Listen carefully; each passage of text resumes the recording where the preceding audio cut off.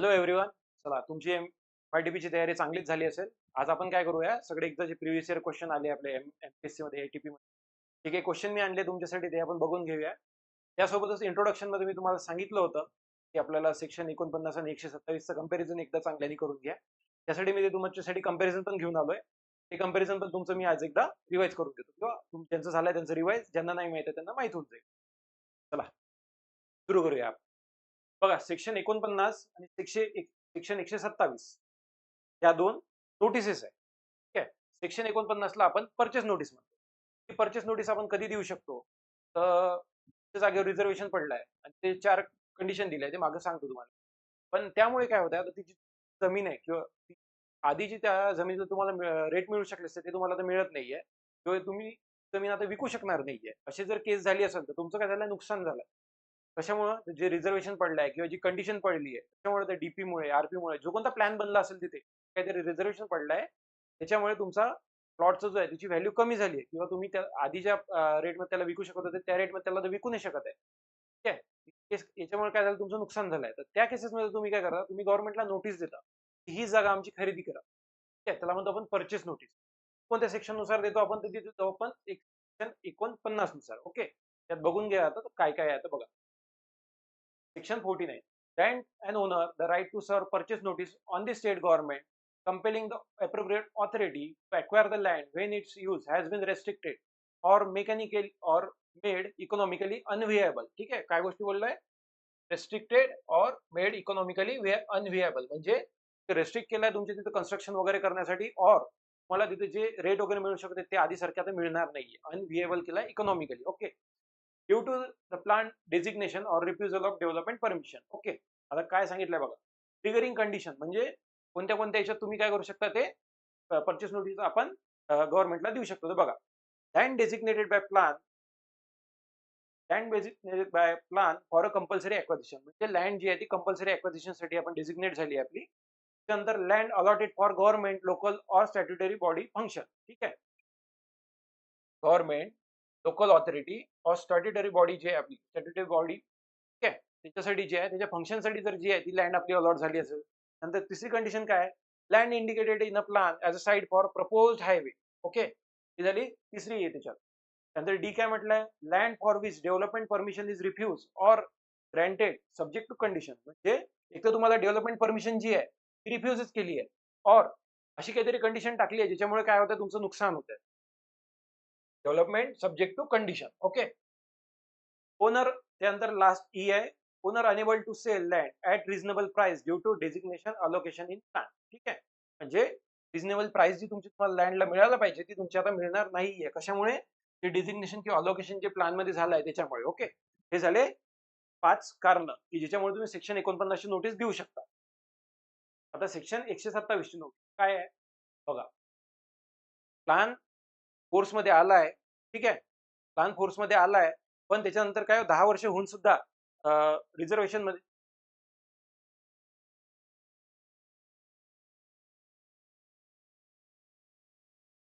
ठीक आहे, plan force मध्ये आलाय पण 10 वर्ष होऊन सुद्धा तुमचं जे रिझर्वेशन तुमच्या जागेवर पडलंय त्याच्यासाठी जी जागा आहे ती अक्वायर नाही झाली आहे. ओके, त्या केसमध्ये तुम्ही जी नोटीस देसाल त्याला म्हणतात 127 ची नोटीस. 127 ची नोटीस काय म्हटलंय बघा, section 127, popularly known as the deemed release or lapsing of reservation provision. It protects the landowner from indefinite freezing of their land due to the plan reservation. If the government failed to acquire result land within prescribed timelines, the reservation lapse and the land is freed from owner. ठीक आहे, land is freed for the owner. काय म्हटलंय बघा, आता तुमच्या जागेवर जर समजा तुमची कधी जागा आहे, डेव्हलपमेंट प्लॅन मध्ये जर त्यांनी म्हटलंय की तिथे बस स्टॉपचं म्हणा किंवा इलेक्ट्रिसिटी बोर्डचं म्हणा, त्याचं रिझर्वेशन पडलंय, पण 10 वर्ष होऊन सुद्धा ना तुम्हाला त्या जागेचा मोबदला मिळालाय, किंवा ती जागा परचेस करण्यासाठी किंवा अक्वायर करण्यासाठी जर समजा अप्रोप्रिएट ऑथॉरिटीने काहीच स्टेप उचलले नाहीये, त्या केसमध्ये 127 ची नोटीस देऊ शकता. पण त्यासाठी पहिली कंडिशन काय, तो प्लॅन हे म्हणजे ते 10 वर्ष होऊन असले पाहिजे नोटीस सर्व्ह करायच्या आधी. रिझर्वेशन पडल्यावर 10 वर्षानंतरच तुम्ही ही नोटीस सर्व्ह करू शकता. ही नोटीस करून तुम्ही कोणाला सर्व्ह करसा, ही नोटीस तुम्ही अप्रोप्रिएट ऑथॉरिटीला सर्व्ह करता. ठीक आहे, ते डिफरन्स मध्ये तुम्हाला समजून सांगतो. ठीक आहे, त्याच्यानंतर काय आहे, 27 ची नोटीस 10 वर्षानंतर सर्व्ह करू शकता, अप्रोप्रिएट ऑथॉरिटीला करता. अप्रोप्रिएट ऑथॉरिटीने जर 24 महिन्याच्या आत काहीच त्याच्यावर ऍक्शन घेतली नाही तर ती लँड त्या रिझर्वेशन पासून मुक्त होते आणि तुम्ही म्हणजे आजूबाजूची जो झोन असते त्याच्या हिशोबाने ती लँड जी आहे तुम्ही वापरू शकता. ठीक आहे. तर हे झाले आपले 127 ची नोटीस. हा दिलाय डिफरन्स. ठीक आहे. बघा आता काय म्हटलंय टायटल. टायटल मध्ये काय म्हटलंय ऑब्लिगेशन टू अक्वायर लँड आणि याच्यात काय म्हटलंय लॅप्सिंग ऑफ रिझर्वेशन.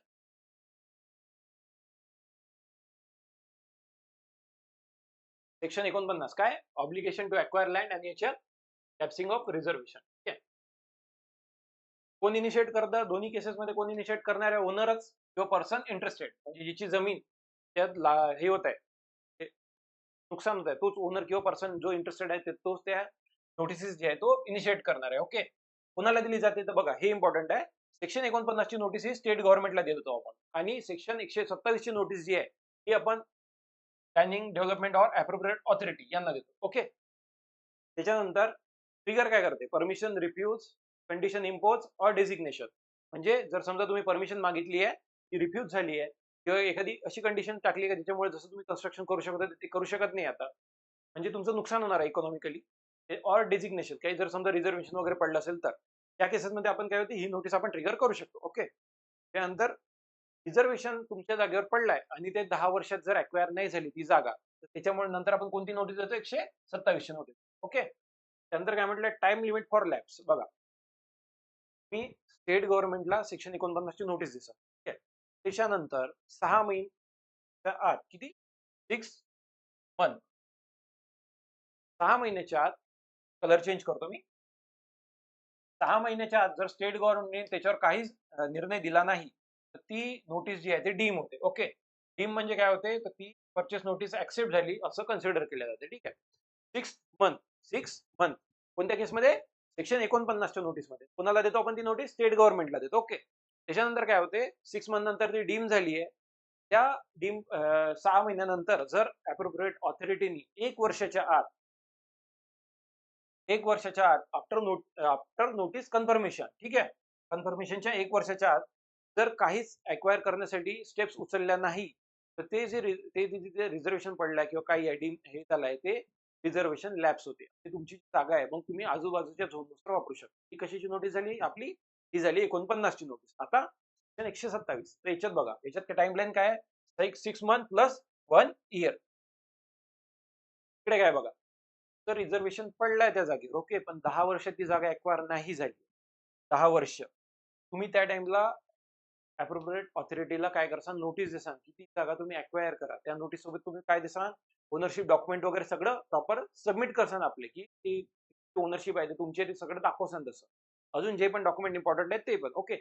त्याच्यानंतर जर 24 महिन्याच्या त्याच्यावर जर काही कारवाई करण्यात नाही आली अक्वायर करण्यासाठी किंवा नोटीस नाही काढण्यात आली अक्वायर करण्यासाठी ते पण रिझर्वेशन लॅप्स होते. रिझर्वेशन लॅप्स झाल्यावर काय होते ती जमीन तुम्ही आजूबाजूच्या जमीनच्या जो झोन आहे त्या झोनच्या यूज प्रमाणे ती पण तुम्ही वापरू शकता. त्याला 149 आणि 127 मेन डिफरन्स बघा याच्यात काय होत आहे purchase notice compulsory acquisition. Okay. आणि reservation lapses land free for owner. Okay. काय झालंय हा बस एवढंच इम्पॉर्टंट होतं याच्यात सेक्शन 49 आणि सेक्शन 127 या नोटीस त्या डिफरन्स तुम्ही प्रॉपर आता बघून घ्या. ठीक आहे. आता हे आपले Maharashtra Regional and Town planning 1966 चे जे प्रिव्हियस इयर हे क्वेश्चन्स आहे ते मी तुमच्यासाठी घेऊन आलो ते बघूया. काय म्हटलंय मी तुम्हाला इंट्रोडक्शन व्हिडिओमध्ये सांगितलं होतं सेक्शन एकदा चांगल्याने करून घ्या. सेक्शन येतात आणि जनरली जर समजा हा तुमचा मेन ऍक्ट नाही आहे आणि जर समजा तुम्हाला खूप वरतून जर विचारायचे असला खूप सोपे सोपे सेक्शन विचारू शकतात. मी तुम्हाला इंट्रोडक्शन मध्ये सांगितलं होतं सेक्शन 3 ते 20 हे कशाचे सेक्शन आहे तर बघा काय ऑप्शन दिले regional plan development plan UDCPR town planning. UDCPR तर शक्यच नाहीये. ओके. युडीसीपीआर स्वतःच एक वेगळं हे डॉक्युमेंट आहे समजा. ठीक आहे. तर काय असणार आहे याच्यात डेव्हलपमेंट प्लॅन पण नाही टाउन प्लॅनिंग स्कीम पण नाही. ज्यांनी पण समजा ते तुमचं मी पहिलं व्हिडिओ लेक्चर जे घेतलंय ते जरी तुम्ही बघितलं असेल बरोबर तर तुम्हाला हे कळालं असेल की याचा रिजनल प्लॅन आहे सर. ठीक आहे. त्यानंतर बघू याचे सेक्शन कोणते आहे सेक्शन कोणते बघा एकदा 30 पासून किती आहे बघा 38 आहे की 40 आहे बघा बरोबर. ठीक आहे. त्यानंतर डिव्हिजन और modification of regional plan is given in which section of MRTP act बघा रिजनल प्लॅनचं जे मॉडिफिकेशन होते ते कोणत्या सेक्शन मध्ये दिलंय ते आपल्याला याच्यात विचारलंय. ठीक आहे, त्याच्यात सिंपल आहे, जसं आन्सर असणार आहे सेक्शन 20. आता याच्यात सांगण्याला काहीच नाही, तुम्हाला जे आहे ते सेक्शन आहे, त्याच्यानंतर जे सेक्शन मध्ये विचारण्यात आलाय, समजा विचारण्यात येणार आहे, ते तुम्हाला बघणंच आहे. ठीक आहे, एकदा तुम्हाला सेक्शन ते तशी स्टडी करणंच आहे. ओके, त्यानंतर सेक्शन 18 मध्ये काय ते restriction of change of use of land in RP cases, ते पण एकदा बघून घ्या. हा सेक्शन इम्पॉर्टंट आहे. Okay, what is the maximum number of members with special knowledge that can be appointed to the regional planning board. Section 3 मध्ये आपण region declare करत असतो, 4 मध्ये आपण रिजनल प्लॅनिंग बोर्ड बनवतो. रिजनल प्लॅनिंग बोर्डचं मेन काम काय असतं? रिजनल प्लॅनिंग बोर्ड हे त्या एरियासाठी आरपी बनवतात. तर त्या रिजनल प्लॅनिंग बोर्ड मध्ये मेंबर्स असतात. ओके, ते मी शिकवताना तुम्हाला सांगितलं. किती मेंबर्स असतात बघा, 10 मेंबर्स असतात स्पेशल नॉलेज वाले. ठीक आहे, त्यानंतर 4 मेंबर असतात आपले MP किंवा MLA, जे स्टेट लेजिस्लेचरला जे रिप्रेझेंट करतात तो एरिया, त्याच्यातले आपण 4 मेंबर घेतो, 2 फ्रॉम इच हाऊसेस. ओके, त्यानंतरचा 4 पुन्हा 4 असतात लोकल ऑथॉरिटी. ते लोकल ऑथॉरिटी मधून आपण 4 मेंबर घेतो मॅक्झिमम. ओके, लोकल ऑथॉरिटी म्हणजे कोण? समजा महानगरपालिका झाली, नगर परिषद झाली. ओके, तिथे जे हे आहे तिथून आपण 4 मेंबर ते घेतो. ठीक आहे, हे झालं. त्यानंतर एक DTP असतात, चेअरमॅन असतात आणि टाउन प्लॅनिंग ऑफिसर असतात. ओके, एवढे आपले टोटल मेंबर असतात रिजनल प्लॅनिंग बोर्ड मध्ये. रिजनल प्लॅनिंग बोर्ड मध्ये यांनी काय विचारलंय? स्पेशल नॉलेज वाले पर्सन किती असतात? मॅक्झिमम नंबर अपॉइंट करू शकतो आपण, तर ते आहे 10. ठीक आहे, त्यानंतर बघा, who is empowered to hear person who filed suggestion objection on draft regional plan. बघा, सजेशन ऑब्जेक्शन हिअरिंग देण्यासाठी कोण एम्पॉवर्ड आहे, पण कोणत्या केसमध्ये विचारलंय ते पण बघा. रिजनल प्लॅनची पण केस असणार आहे, डेव्हलपमेंट प्लॅनची पण केस असणार आहे. ओके, आणि टाउन प्लॅनिंग स्कीमची पण केस असणार. तर आपल्याला काय विचारलं? Regional plan. तर रिजनल प्लॅनच्या केसमध्ये प्लॅन बनवण्याचं काम जे आहे ते रिजनल प्लॅनिंग बोर्ड करतं. ओके, आणि त्याच्यावर हिअरिंग देण्याचं काम रिजनल प्लॅनिंग कमिटी करत. लोक असतात त्याच्यात, ते बघून घ्या एकदा, मी सांगितलंय तुम्हाला बॅच मध्ये जे त्यांना सांगितलंय मी. ओके, तर रिजनल प्लॅनिंग कमिटी कोण हिअरिंग देणार आहे? Regional planning committee. त्यानंतर which of the following shall not be the contents of regional plan. बघा, रिजनल प्लॅन्सचे कंटेंट मध्ये काय काय नसणार आहे बघा. Allocation of lands for different uses ते असणार आहे. ठीक आहे, त्यानंतर ट्रान्सपोर्ट अँड कम्युनिकेशन ते पण असणार आहे. त्यात reservation of sites for new towns हे पण असणार आहे. हे तुम्हाला मी इंट्रोडक्शन जो व्हिडिओ त्यातच सांगितलंय की प्रोव्हिजन केली आपण नवीन 1960 ऍक्ट मध्ये न्यू टाउन्ससाठी. ओके, आता राहिलं काय? Proposal for change of boundary of the state. स्टेटची बाउंड्री आपण रिजन मध्ये चेंज करू शकत नाही. त्यात काय राहणार आहे? नॉट म्हटलंय, नॉटकडे नेहमी लक्ष द्यायचं, कारण आपण जेव्हा क्वेश्चन स्पीड मध्ये सॉल्व्ह करण्याचा प्रयत्न करतो नॉट सुटून जाते आपलं. ठीक आहे, which of the following shall not be the contents of regional plan. तर त्याचा आन्सर असणार आहे proposal for change of boundary of the state. स्टेटच्या बाउंड्री चेंज करण्यासाठी आपण याच्यात कोणते प्रपोजल टाकत नाही. Which of the following is not a mandatory requirement in publication of regional plan. Regional plan publish करताना कोणती रिक्वायरमेंट मॅन्डेटरी नाहीये. ते बघा, आता लँड यूज सर्वे करणं गरजेचं आहे. तर तुम्ही लँड यूज सर्वे नाही केलाय तर तुम्ही एक्झिस्टिंग लँड यूज मॅप बनवू शकत नाही. ठीक आहे, प्रिपरेशन ऑफ ड्राफ्ट प्लॅन किंवा inviting objection to draft plan. या तिन्ही गोष्टी इम्पॉर्टंट आहे. फक्त काय अप्रुव्हल बाय स्टेट लेजिस्लेचर हे इम्पॉर्टंट नाही. काय not mandatory for requirement in publication of regional plan. Regional plan publish करताना आपल्याला ही गोष्ट लागत नाही. नॉट म्हटलंय, पुन्हा नॉट कडे लक्ष द्या. Okay, what is the purpose of zoning in regional planning. झोनिंगचं पर्पज काय असणार आहे? रिजनल प्लॅन आपण वेगवेगळे झोन बनवतो. ऍग्रिकल्चर झोन झाला, रेसिडेन्शियल झोन झाला, इंडस्ट्रियल झोन झाला, असे आपले वेगवेगळे झोन असतात. त्याचा पर्पज काय असणार आहे? To prevent any development. नाही, आपण रिजनल जे आपण झोन बनवतो, समजा इंडस्ट्रियल झोन बनवलाय, रेसिडेन्शियल झोन बनवलाय, तो याच्यासाठीच बनवलाय पण की डेव्हलपमेंट, त्या फक्त आपल्याला ती डेव्हलपमेंट जी ती प्रॉपर झाली पाहिजे याच्यासाठी आपण हे करतो. तर प्रिव्हेंट करासाठी करतो का नाही आपण? बरोबर आहे. Separate different land uses and ensure organise development. Okay, हे बरोबर आहे. To eliminate agricultural activities,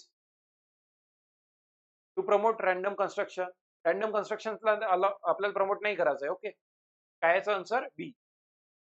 to separate different land uses बरोबर आहे की नाही? रेसिडेन्शियलचं ऍग्रिकल्चर मध्ये वेगळं करायचं, रेसिडेन्शियलचं इंडस्ट्रियल मध्ये वेगळं करायचं, डिफरंट लँड युजेस सेपरेट करायचे आपल्याला आणि इन्श्युअर ऑर्गनाइज डेव्हलपमेंट. ही डेव्हलपमेंट जी आहे ना ती हॅपहॅझार्ड न होता ऑर्गनाइज झाली पाहिजे. तर हे मेन हेतू असतो आपला. ठीक आहे. त्यानंतर काय, who submits the regional plan to state government for final approval. आता रिजनल प्लॅन स्टेट गव्हर्नमेंटकडे कोण सबमिट करणार आहे बघा. आता रिजनल प्लॅनिंग कमिटी काय करते, तर फक्त हिअरिंग देते, ते सबमिट करणार नाहीये. ओके. ते काय करतात, फक्त हिअरिंग देतात. जे लोकांचे ऑब्जेक्शन वगैरे येतात त्याच्यावर ते लोक काय करतात, हिअरिंग देतात. ठीक आहे. ते काम कोणाचं आहे, रिजनल प्लॅनिंग कमिटीचं. ओके. त्यानंतर प्लॅनिंग ऑथॉरिटीचा जो संबंध आहे सगळं तो कुठे येणार आहे आपला, मॅक्झिमम तो येणार आहे डेव्हलपमेंट प्लॅन मध्ये येणार. आपली गोष्ट कशी चालू आहे सध्या, रिजनल प्लॅन. हू सबमिट्स रिजनल प्लॅन, तर रिजनल प्लॅन सबमिट करणार आहे रिजनल प्लॅनिंग बोर्ड. ठीक आहे. त्याच्यानंतर how many maximum members may be appointed by the state government on the regional planning board from the two houses of the state legislature. बघा, मी तुम्हाला जेव्हा ते मगाशीच एक्सप्लेन करून दिलं, 10 मेंबर स्पेशल नॉलेज वाले, 4 मेंबर स्टेट लेजिस्लेचरचे, त्यानंतर 4 मेंबर हे लोकल ऑथॉरिटीचे. ठीक आहे. त्यातच तुम्हाला मगाशी सांगितलं होतं किती असणार याचा आन्सर, 4. हे कशासाठी, हे स्पेशल नॉलेज वाले.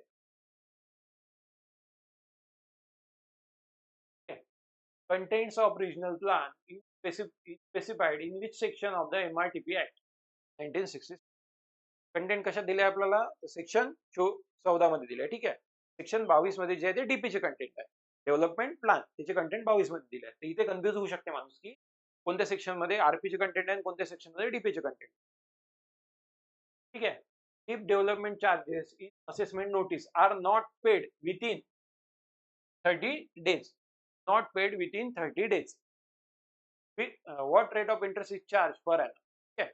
बघा, जर तुम्ही प्रिव्हियस इयर एमपीएससी चे क्वेश्चन बघितले तर त्याच्यात आन्सर 18% असणार आहे.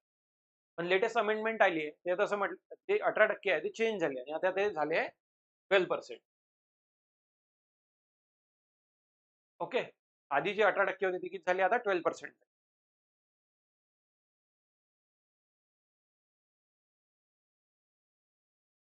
According to MRTP Act 1960 Section 2A, Section 2A 13 sorry 213A हे डेफिनेशन, सेक्शन 2 काय आपला डेफिनेशनचा सेक्शन. ठीक आहे.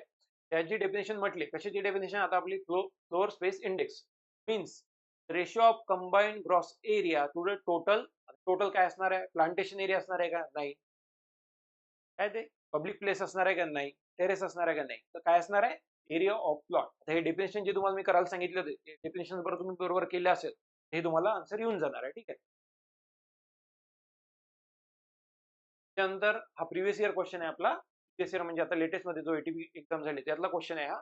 How many sections and schedule are present in the Maharashtra Regional and Town Planning Act. Introduction मध्ये तुम्हाला सांगितलं होतं मी, चॅप्टर किती आहे, सेक्शन किती आहे आणि शेड्यूल किती. ओके. त्याशिवाय हे आन्सर बरोबर आहे. ठीक आहे.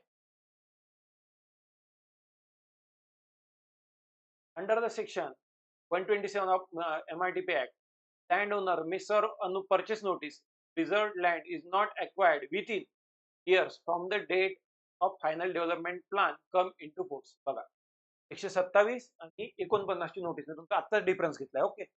ते काय म्हटलंय ना, 127 कधीपासून, years from the date of final development plan come into force. Final development plan जो आहे तो फोर्स मध्ये आलाय, आता तिथून किती वर्षानंतर तुम्ही हे 127 ची नोटीस देऊ शकता, तर तुम्ही तिथनं 10 वर्षानंतर ही 127 ची नोटीस देऊ शकता. ठीक आहे. त्यानंतर त्यांना ऍक्शन किती घ्यायची आहे, त्यांना ऍक्शन घ्यायची आहे 24 महिन्याच्या आत. Okay. Purchase notice under section 14 आहे, अंडर सेक्शन 14 आहे, was confirm by the state government. State गव्हर्नमेंटनी परचेस नोटीस कन्फर्म केली आहे within a year. Okay. appropriate authority failed to apply for acquisition in this case. बघा, state गव्हर्नमेंटला जी notice आहे ती approve करण्यासाठी किती दिवस असतात, अप्रूव्ह किंवा त्याच्यावर रिझल्ट देण्यासाठी असतात 6 महिने. ओके. क्वेश्चन मध्ये काय म्हटलंय की त्यांनी ती अप्रूव्ह केली आहे, म्हणजे कन्फर्म केली आहे, स्टेट गव्हर्नमेंटने ती कन्फर्म केली आहे. त्याच्यानंतर 1 वर्षाच्या आत appropriate authority fail to apply for acquisition करण्यासाठी appropriate authority जी आहे ती काय झाली आहे, फेल झाली आहे. त्या केसमध्ये काय होणार बघा, land shall be deem to have acquired नाही होणार असं. That shall deemed to have released from the reservation. Okay. State government shall order an inquiry about lapsing. नाही. The reservation will lapse only notice under section 19 of धारा. ठीक आहे, याचा काही संबंध नाही. ठीक आहे. तर आन्सर काय असणार आहे? Land shall be deem to have release from the reservation. Reservation पासून ती लँड काय होणार आहे? ती रिलीज होऊन जाणार आहे. कोणत्या किस्सा आहे ही? सेक्शन 49 ची नोटीस आहे. Okay. What are the duties of regional board? ठीक आहे. रिजनल बोर्डच्या ड्युटी काय असणार आहे? बघा, to prepare regional plan, prepare development plan, to prepare town planning scheme. काय असणार आहे? काय विचारलंय त्यांनी? रिजनल बोर्ड बद्दल विचारलंय. ठीक आहे, त्याच्या नावातच रिजन आहे. ठीक आहे, काय असणार आहे मग? To prepare a regional plan. मला असे सोपे सोपे क्वेश्चन येणार आहे, हे लक्षात ठेवून चला. सेक्शन आले तर एक दोन सेक्शन येऊ शकते. जे तुमचे सेक्शन मी आज घेतो ते एकदा प्रॉपर एक दोन वेळा बघून घ्या. आले तर त्याच्यातूनच क्वेश्चन येण्याचे जास्त चान्सेस आहे. ओके. काय विचारलं त्यांनी? What are the duties of regional plan? तर काय? To prepare a regional plan. Sorry, regional बोर्डच्या ड्युटीज काय आहे? तर काय? रिजनल प्लॅन बनवणे हा त्यांची ड्युटीज आहे. डेव्हलपमेंट प्लॅन कोण बनवेल ते पण एकदा बघून घ्या, आणि टाउन प्लॅनिंग स्कीम कोण बनवेल ते पण एकदा बघून घ्या. ओके. प्लॅनिंग ऑथॉरिटीच्या केसमध्ये आता इथे प्लॅनिंग ऑथॉरिटी आहे. When can the state government revise a regional plan after it comes into operation? State government regional plan operation मध्ये आल्यानंतर किती टाइम नंतर त्याला रिवाइज करू शकते? त्यांनी विचारलंय. ठीक. ऍट एनी टाइम होऊ शकते का? मॉडिफिकेशन कधीही होऊ शकते. ठीक आहे, मॉडिफिकेशन तुम्ही कधीही करू शकता. रिव्हिजन नाही. रिव्हिजन साठी काय म्हटलंय? At any time but not earlier than 10 year in case of regional plan. जर तुम्ही डेव्हलपमेंट प्लॅन म्हणसाल तर तिथे 20 इयरची केस आहे, बट वन्स इन 20 इयर असं म्हटलं ते नॉट अर्लियर दॅन. ओके. तर regional plan 10 year, development plan साठी 20 इयरची केस, हे रिजनल प्लॅनचे. ओके. त्यानंतर काय म्हटलंय बघा, planning authority has to submit a report to the state government about the progress made in carrying out the survey and preparing the plans as per section 21 of the MRDP Act. The report is ती report किती अंतराने आपण जी आहे ती submit करतो ते आपण याच्यात विचारलेल्या क्वेश्चन मध्ये. बघा आता, की मंथली रिपोर्ट देतो, क्वार्टरली रिपोर्ट देतो, हाफ इयरली रिपोर्ट देतो की इयरली रिपोर्ट देतो?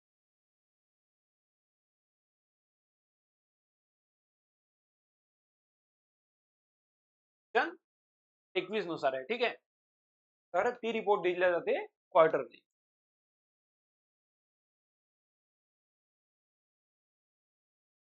Any modification made by state government in the draft development plan to insert a new reservation on any land previously not affected is called as. Okay. आता हे 22A मध्ये दिलं आहे तुम्हाला, त्याबद्दल माहिती सांगून दे, शॉर्ट मध्ये तुम्हाला सांगून देतो मी 22A मध्ये. बघा, 22A मध्ये काय दिलं आहे? Section 22A, substantial nature modification. Okay. त्यात काय म्हटलंय? जर रिझर्व साईट जी आहे त्यामध्ये काय झालंय? एरिया कमी झालाय, तो एरो मी खाली दिलाय, अर्थ काय? एरिया डिक्रीज मोर दॅन 50%, किंवा अम्युनिटी स्पेस जे आहे त्याचा एरिया जो आहे तो डिक्रीज झालाय. काय झालाय? कमी झालाय. किती? 10% जास्त, मोर दॅन 10%. तर ह्या केसेस कशासाठी बघतोय आपण ते बघून घ्या. सबस्टॅन्शियल नेचर मॉडिफिकेशन, हे मॉडिफिकेशन होतात, पण जे सबस्टॅन्शियल नेचरचे मॉडिफिकेशन आपण कधी म्हणतो ते या सेक्शन मध्ये आपल्याला सांगितलं. कोणत्या? 22A मध्ये. ओके. त्यात किती कंडिशन दिल्या बघा? ABCD 4 गोष्टी सांगितल्या. ओके. ए मध्ये काय सांगितलंय? जर समजा रिझर्व साईट आहे, तर एखाद्या जागेसाठी जर आपण साईट रिझर्व केली आहे, पण ती आता मॉडिफाय करून आपण काय करतो? त्याचा एरिया रिड्यूस करतो. आपण किती रिड्यूस करतो? आपण 50% पेक्षा जास्त रिड्यूस करतो. ओके. किंवा अम्युनिटी स्पेस आहे त्याचा एरिया आपण कमी करतो. किती कमी करतो? 10% पेक्षा जास्त कमी करतो. ते काय झालं? सबस्टॅन्शियल नेचरचं मॉडिफिकेशन झालं. ओके. त्यानंतर दुसरं, addition of new road or widening. काय म्हटलंय? नवीन रोड ऑर वाईडनिंग. याचा अर्थ काय? सोप्या शब्दात, जर समजा आधी ती जागा अफेक्ट होत नव्हती पण आता ती जागा अफेक्ट होणार आहे, म्हणजे ठीक आहे, तर काय झालंय? नवीन जागा आपण ऍड करतोय प्लॅन मध्ये. ती केस कोणती झाली आता आपली? सबस्टॅन्शियल नेचरच्या मॉडिफिकेशनची झाली. ठीक आहे. नंतर काय म्हटलंय? From one zone to another. काय? लँड आपण हे करतो, आणि अदर झोनचं जे हे आहे ते काय होत आहे? मोर दॅन 10% जो अदर झोनचा एरिया तो वाढत आहे. मोर दॅन 10%, तरी ते काय झालं, सबस्टॅन्शियल नेचरचं मॉडिफिकेशन झालं.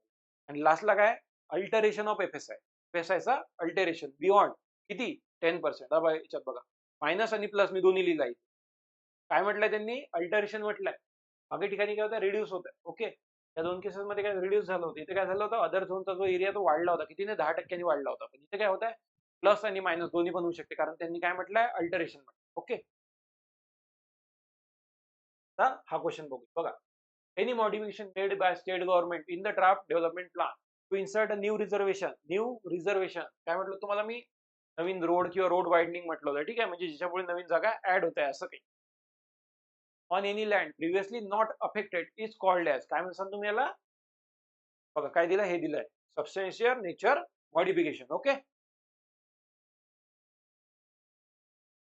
तर काय बघा, Section 26 of MITP Act provides extension up to months in case of municipal corporation having population 10 lakhs or more but less than 1 CR for extending the period of preparation and publication of notice of draft development plan. Draft development plan आपल्याला किती दिवसात बनवायचा, किती वर्षात बनवायचा असतो, 2 वर्षात बनवायचा असतो. त्यानंतर तुम्हाला काय दिलंय त्यांनी, एक्सटेन्शन दिली. जर समजा तुमची पॉप्युलेशन मोर दॅन 1 CR किंवा त्याच्यापेक्षा जर जास्त असेल, तुम्हाला काय दिलाय, 24 मंथचं तुम्हाला एक्सटेन्शन दिलंय. ठीक आहे, इन केस तुमची पॉप्युलेशन जी आहे ती 10 लाखाच्या वर आहे, 10 लाख किंवा त्याच्या वर आहे, पण 1 CRच्या कमी आहे, त्या टाइमला तुम्हाला जे एक्सटेन्शन देण्यात आलं आहे ती आहे 12 मंथ. आणि इन अदर केसेस तुमच्याला जे एक्सटेन्शन मिळते ते आहे 6 मंथ. मला ओरिजिनल टाइमलाईन दिली आहे, त्याच्यानंतरही जर तो त्या टाइम मध्ये नाही झाला, प्लॅनिंग ऑथॉरिटी बद्दल बोलतोय आपण. ठीक आहे, प्लॅनिंग ऑथॉरिटी त्या केसमध्ये तेवढ्या वेळ दिवसात जर तो ड्राफ्ट प्लॅन नाही बनला, त्याच्यावर आपण एक्सटेन्शन देतो. एक्सटेन्शन ऍक्ट नुसार किती देतो, जर समजा तुमची population more than 1 CR, 1 CR किंवा त्याच्यापेक्षा जास्त आहे, तेव्हा आपण किती देतो, 24 महिन्याचं एक्सटेन्शन देतो आपण. ठीक आहे, जर समजा ती पॉप्युलेशन 10 लाख किंवा त्याच्यापेक्षा जास्त पण 1 CR पेक्षा कमी आहे, त्या टाइमला किती देतो आपण, 12 महिन्याचं एक्सटेन्शन. उरलेले जे केसेस आहेत त्यात आपण एक्सटेन्शन देतो 6 महिन्यांचं.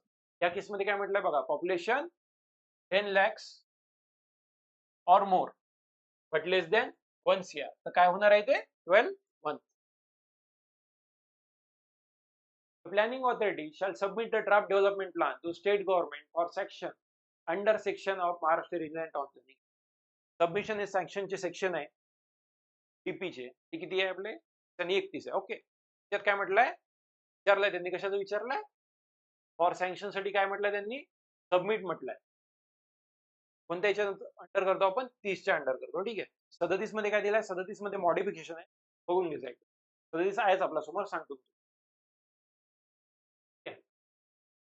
Under the provision of MITP Act, a modification proposal made in a final development plan shall be deemed to have lapsed, not submitted to the state government within period from its publication in the official gazette.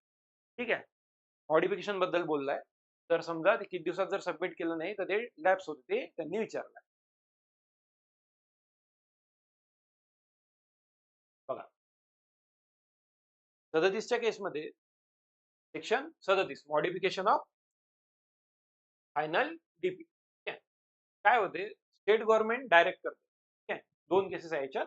पहिली केसमध्ये काय होणार आहे, state government direction देणार आहे. ठीक आहे, त्यानंतर प्लॅनिंग ऑथॉरिटी जी आहे ते विदिन 90 डेज, किती, विदिन 90 डेज पब्लिश करणार काय, मॉडिफिकेशन, ते आपण डायरेक्शन दिलेल्या आहेत त्या, आणि सजेशन ऑब्जेक्शन मागवणार त्याच्यावर. ठीक आहे, ठीक आहे, काय हे सजेशन आणि ऑब्जेक्शन मागवणार त्याच्यात विदिन 1 मंथ. ठीक आहे, एका महिन्याच्या आत त्याच्यावर काय मागवणार आपण, सजेशन आणि ऑब्जेक्शन मागवणार. त्यानंतर काय होणार आहे, submit modification to state government within 1 year. याच्यात म्हणायचं काय आहे, स्टेट गव्हर्नमेंटला काही मॉडिफिकेशन गरजेचे वाटले तर ते काय करतील, प्लॅनिंग ऑथॉरिटी हे मॉडिफिकेशन आपल्याला करायचे. स्टेट गव्हर्नमेंटने आदेश दिल्यानंतर 90 दिवसाच्या आत, विदिन किती म्हटलंय, विदिन 90 डेज, प्लॅनिंग ऑथॉरिटी जे आहे ते सगळे मॉडिफिकेशन पब्लिश करते. त्यानंतर एक महिन्यापर्यंत आपण काय बोलतो त्याच्यात, विदिन 1 मंथ आपण काय बोलतो त्याच्यावर, ऑब्जेक्शन आणि सजेशन बोलवतो. म्हणजे जे मॉडिफिकेशन होणार आहे आता प्लॅन मध्ये, मॉडिफिकेशन म्हणजे काय असते, काहीतरी रस्ता चेंज होऊ शकतो, तो काही पण होऊ शकतो. ठीक आहे, रस्ता म्हणजे हे झालं तर, ठीक आहे, ते चेंज होणार आहे, झाले समजा काही किंवा झोन कमी जास्त झाला तर त्याच्यावर आता कशामुळे हा पर्सन आधी अफेक्ट होत होता, पण आता कोणतरी नवीन पर्सन अफेक्ट होणार आहे. त्याच्यावर आपण काय करतो, सजेशन ऑब्जेक्शन पुन्हा मागवतो. किती?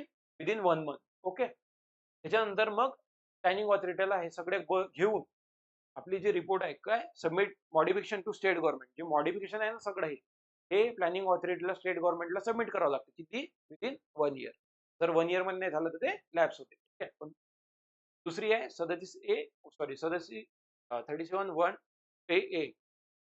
त्यात असते अर्जंट नेचरचं मॉडिफिकेशन. ठीक आहे.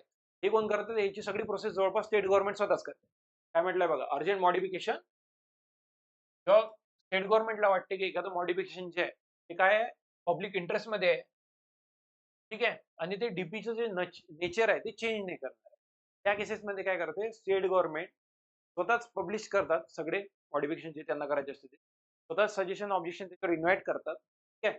हिअरिंग पण देतात आणि जे सगळं डाटा जो जमा झाला आहे तो कोणाकडे देतात? प्लॅनिंग ऑथॉरिटीकडे, आणि कन्सल्टेशन घेतात डीटीपीचं, डायरेक्टर ऑफ टाउन प्लॅनिंग यांचं. ठीक आहे. त्यानंतर काय होतं, तो plan come into force after 1 month. हे सगळं झालं. आपल्याला 37च्या मॉडिफिकेशन मध्ये कोणती गोष्ट, कोणता प्रश्न आला तर बघा एक याच्या हिशोबाने काय विचारलंय त्यांनी, तर प्रोव्हिजन फायनल डेव्हलपमेंट पण काय मॉडिफिकेशन किती दिवसात आपल्याला काय करायचं आहे, government within period of formats publication official gazette एका वर्षाच्या आत. Okay.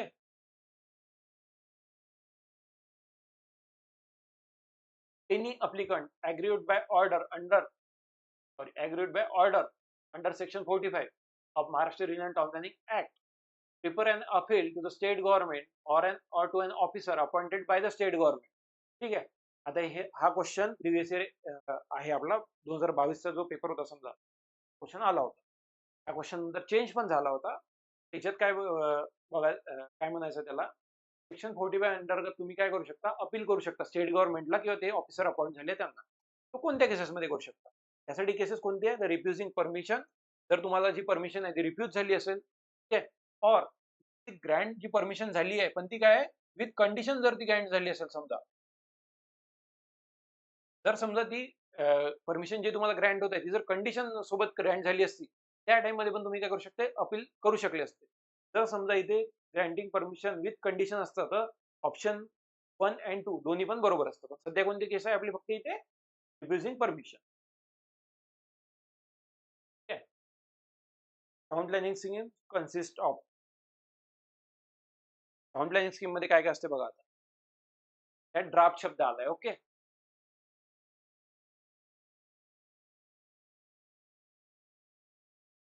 Draft town planning scheme मध्ये सगळंच असणार आहे. Physical planning and valuation of the scheme, physical planning of the scheme only, financial aspect of the town planning scheme, none of the above. त्यात काय काय असणार आहे, physical planning and valuation of the scheme. बघा, draft scheme पहिले केली जाते, त्यानंतर आर्बिट्रेटर अपॉइंट होतात सेक्शन 72 अंतर्गत. ओके. ते मग काय करतात, तर प्रिलिमिनरी आणि फायनल स्कीम अशा दोन याच्यात ती ड्राफ्ट स्कीम जी आहे ती डिवाइड करतात. ओके. प्रिलिमिनरी आणि final scheme.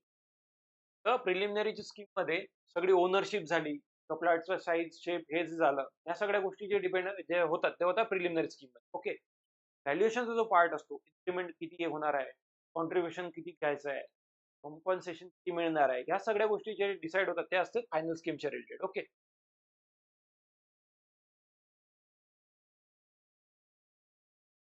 After sanction of draft town land scheme, all lands required by the appropriate authority for the following purpose shall vest absolutely in the appropriate authority, free from all encumbrances. Okay. काय म्हटलंय त्यांनी, की कोणती scheme, draft town planning scheme जी आहे ती काय झाली आहे, सँक्शन झाली आहे. आता जी पण लँड अप्रोप्रिएट ऑथॉरिटी लागणार आहे ती त्यांच्या अंडर वेस्ट होते, पण कोणत्या केसमध्ये, त्यासाठी दिलाय बघा, सेक्शन 68 मध्ये दिलाय power to sanction draft scheme. A मध्ये काय दिलाय, effect of sanction of draft scheme. Draft scheme sanction झाल्यानंतर त्याचे काय इफेक्ट होतात, जी पण जागा स्ट्रीट, ड्रेनेज, लाइटिंग आणि वॉटर सप्लाय, स्ट्रीट, ठीक आहे, स्ट्रीटच्या बाजूला लाइटिंग, ठीक आहे, स्ट्रीटच्या खाली काय समजा साईडला दोन्ही कोणती, वॉटर सप्लाय आणि ड्रेनेज साठी लागणारी जी पण जागा आहे ती सगळी प्लॅनिंग ऑथॉरिटीच्या अंडर वेस्ट होते. त्या क्वेश्चन मध्ये काय विचारलं त्यांनी बघा एकदा, विचारलंय तेच. After sanction of draft town planning scheme on land required by the appropriate authority for the following purposes shall vest absolutely in the appropriate authority from all encumbrances. Okay. Allotment, पहिलं option काय आहे? The allotment or reservation of land for open spaces garden recreational ground म्हटलंय का नाही. दुसरं काय म्हटलंय? The allotment or reservation of land for social infrastructure, हे पण नाही म्हटलं. The allotment of land for sale by planning authority, हे पण नाही म्हटलं. काय म्हटलं होतं बघा? The allotment or reservation of land for water supply, drainage, lighting आणि स्ट्रीट, या 4 गोष्टीसाठी जी जागा लागते ती त्यांच्या ह्याच्यात वेस्ट होते.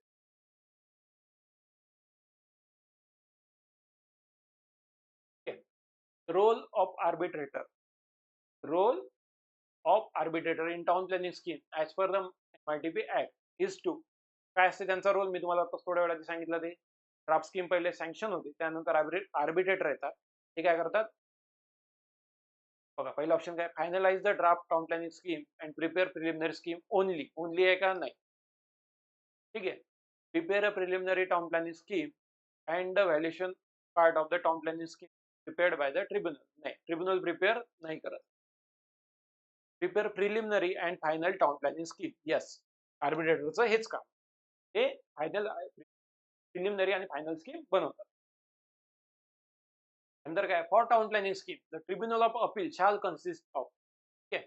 ट्रिब्युनल ऑफ अपील काय असते? तर जो आर्बिट्रेटर निर्णय देतात कोणत्या गोष्टीवर, ते निर्णय जर लोकांना पटले नाही तर आपण कोणातरी ट्रिब्युनलकडे आपण तो विषय घेऊन जाऊ शकतो. ठीक आहे. ट्रिब्युनल काय करत त्याच्यावर मग निर्णय देते. काही विषय असे पण आहे जिथे आर्बिट्रेटरचा निर्णय हा फायनल असतो. आता ट्रिब्युनल मध्ये कोण कोण असणार आहे? ट्रिब्युनल मध्ये असणार आहे प्रेसिडेंट अँड 2 असेसर. 75 त्यात काय म्हटलंय? Constitution of tribunal of appeal. यात असणार आहे प्रेसिडेंट आणि 2 असेसर. ठीक आहे. आन्सर काय असणार आहे? आपलं प्रेसिडेंट पण आहे आणि 2 असेसर पण आहे. तर option both A and both 1 and 2. ठीक आहे.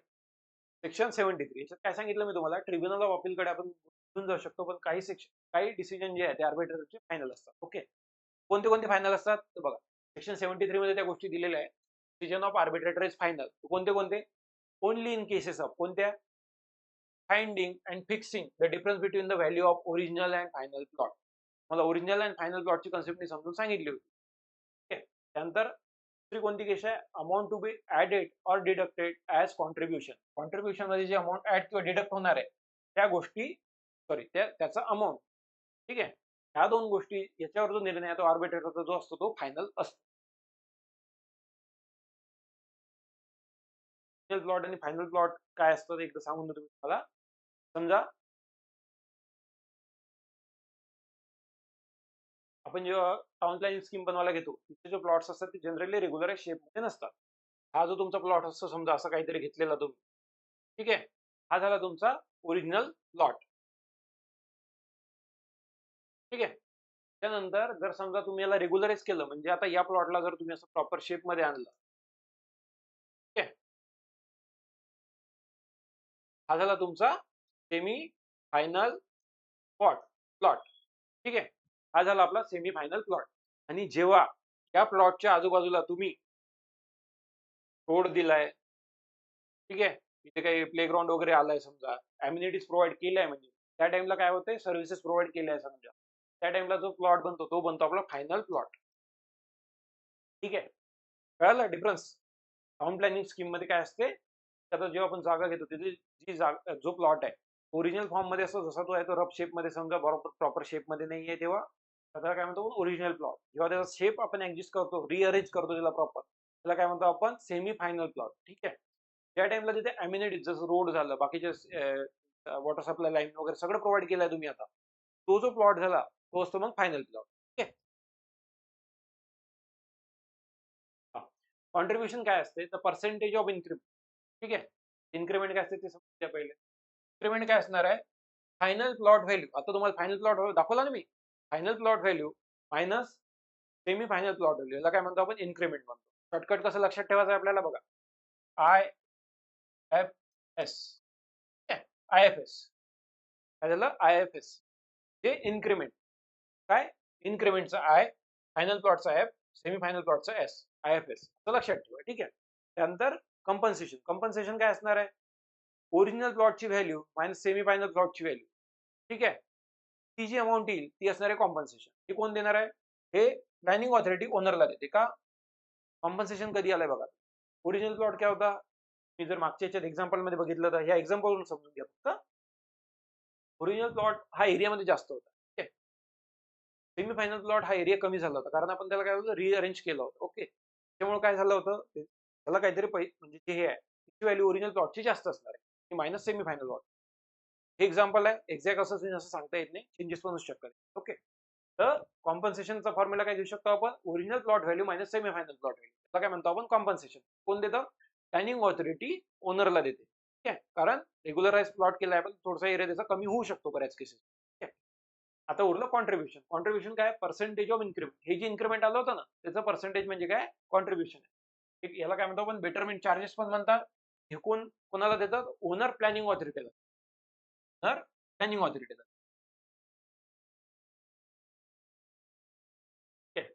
हे पण घेतलं तुम्ही कंटेंट ऑफ ड्राफ्ट स्कीम. बघा, ड्राफ्ट स्कीम जी असते ना आपली, त्याची जी जागा आहे अकाउंट प्लॅनिंग स्कीम 50% जवळपास आपण या गोष्टींसाठी वापरतो आणि 50% जी आहे ती ओनरला वापस मिळते जवळपास. ऍव्हरेज बोलतोय आपण. ठीक, बघा कशासाठी वापरतो आपण? अप टू 10% जी जागा आहे ती कशी कुठे युज केली जाते? टीपीएस, सॉरी, 10% जी जागा आहे टीपीएस एरियाची ती कुठे युज केली जाते? ईडब्ल्यूएस किंवा एलआयजी हाऊसिंगसाठी. ठीक आहे, ईडब्ल्यूएस किंवा एलआयजी हाऊसिंगसाठी युज केली.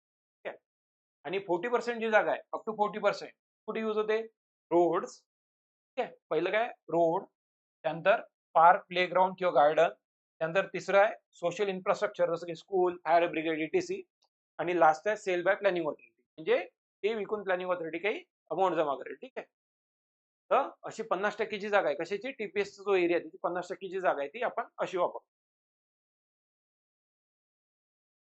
Definition of semifinal plot. The definition of semi-final value is the following. आता याच्यात काय बघा, आता पहिल्या याच्यात काय म्हटलंय? It means the value of original plot with reference to the improvement काय contemplated in the scheme on the assumption that the scheme has been completed. ही व्हॅल्यू कशाची झाली? मग नाही झाली ही, कारण लास्टला जी आपण प्लॉटचं हे करतो तो सेमीफायनल प्लॉट तरी असला पाहिजे कारण त्याच्या बाउंड्रीज ते अल्टर होतात. ओके, त्यानंतर it's mean the value of final plot without reference to any improvement contemplated in the scheme. नाही, it means the value of final plot without reference to the any improvement in the scheme other than improvement due to the alteration of its boundary. काय म्हटलंय? other than, without reference to. बरोबर आहे, answer काय असणार आहे आपलं? तिसरं. ठीक आहे, सेमीफायनल व्हॅल्यू प्लॉटची व्हॅल्यू काय म्हटलं तुम्हाला मी? फक्त बाउंड्रीज अल्टर झाल्या होत्या. ओके, त्याच्यात आपण ज्या लास्टला आपण हे देतो समजा फॅसिलिटीज देतो त्या आपण कन्सिडर करत नाही. ही व्हॅल्यू काढताना कोणती? Semi plot value, sorry semi final plot value. Final प्लॉटची व्हॅल्यू काढताना आपण सगळं कन्सिडर करतो आणि ओरिजिनल प्लॉट जसा असतो तसाच असतो. सेमी फायनल प्लॉट मध्ये काय असतं? फक्त बाउंड्रीज जी आहे त्या अल्टर केल्या जातात, त्यानंतर तो सेमी फायनल प्लॉट बनतो. ठीक आहे, ऍज पर सेक्शन 124. सेक्शन 124 एकदा चांगल्याने करून घ्या. सेक्शन 124 वर क्वेश्चन येण्याचे चान्सेस आहेत. As per section 124 I of the Maharashtra Regional and Town Planning Act, interest rate on the amount of enhanced assessment or refund shall be. ती असणार आहे, हे आपलं मगाशीच झालं ह्या क्वेश्चन. आधी मला जे प्रिव्हियस इयर जर एमपीएससीचं पास तर 18% होतं, पहिला अमेंडमेंट आली आहे तर आता ते 12% झालं. As per section 124 of the MITP Act, the following development subject to the condition is partial exemption. ठीक आहे, पार्शियल एक्झम्पशन कुठे दिलाय? या केसेस मध्ये दिलाय. ठीक आहे, फुल एक्झम्पशन कुठे दिलाय? सेंट्रल गव्हर्नमेंटचं किंवा स्टेट गव्हर्नमेंटचं काही काम असेल समजा त्या टाइमला आपण फुल्ली एक्झम्पशन देतो डेव्हलपमेंट चार्जेस मध्ये. ठीक आहे, आणि ते 30 दिवसानंतर जर तुम्ही भरले तर किती हे करतो आपण? त्याच्यावर इंटरेस्ट घेतो आपण 12% घेतो. अजून एक गोष्ट इम्पॉर्टंट त्याच्यात की त्यात जर अपील करायची असेल तर दिवसात करतो, 45 डेज मध्ये करतो. ठीक आहे, आता याच्यात काय म्हटलंय? Partially exempted. काय काय पार्शियली एक्झम्प्ट केलंय त्याच्यात? वेअरहाऊसला पण केलाय, गोडाऊनला पण केलाय, एज्युकेशन, मेडिकल और चॅरिटेबल इन्स्टिट्यूशनला पण केलाय. आणि याच्यात नवीन अमेंडमेंट मध्ये एक गोष्ट ऍड झाली आहे की ईडब्ल्यूएस एलआयजी हाऊसिंग, ठीक आहे, अंडर PMAY, याच्यासाठी पण काय करतो आपण? पार्शियल एक्झम्पशन देतो डेव्हलपमेंट चार्जेसला. हे ऑल ऑफ दी अबव.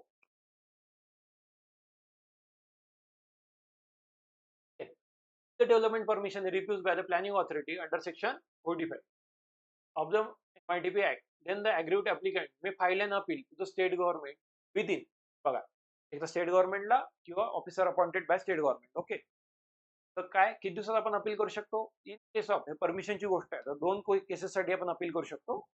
एक, तुम्हाला परमिशन जी आहे ती रिफ्यूज झाली आहे किंवा तुम्हाला परमिशन मिळाली आहे पण ती कंडिशन सोबत मिळाली, त्या कंडिशन तुम्हाला मान्य नाही. त्या दोन्ही केसेसमध्ये काय करू शकतो? आपण अपील करू शकतो टू दी स्टेट गव्हर्नमेंट और ऑफिसर अपॉइंटेड बाय देम. ठीक आहे, किती दिवसात करू शकतो आपण? तर 40 days मध्ये. ओके, 45 days मध्ये कशाची अपील आपली? तर डेव्हलपमेंट चार्जेसची.